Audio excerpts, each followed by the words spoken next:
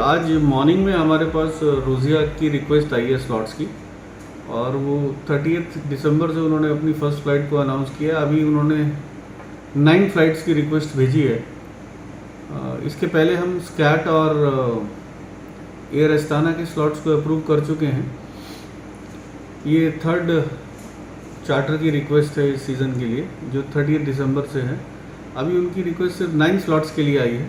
May be depending upon the situation वो उसको और बढ़ा सकते हैं। वीक में 2 दिन इनका ऑपरेशन रहेगा, थर्सडे और सैटरडे।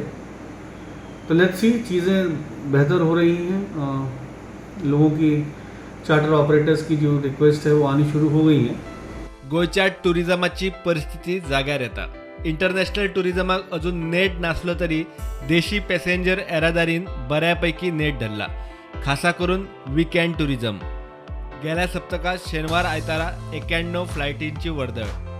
91 डिपार्चर्स हैंडल किए हैं। फ्लाइट थी 91 डिपार्चर्स, यानी कि 182 ऑपरेशन प्लस उसके साथ साथ नॉन शेड्यूल ऑपरेशंस भी थे, और 27,000 से ऊपर फुटफॉल था हमारे यहाँ पे। तो वो was a very very busy day. और अभी तक आई थिंक प्री कोविड में भी शायद इस फिगर को हमने 1 या 2 बार ही टच किया होगा, जिसको हमने टच किया है।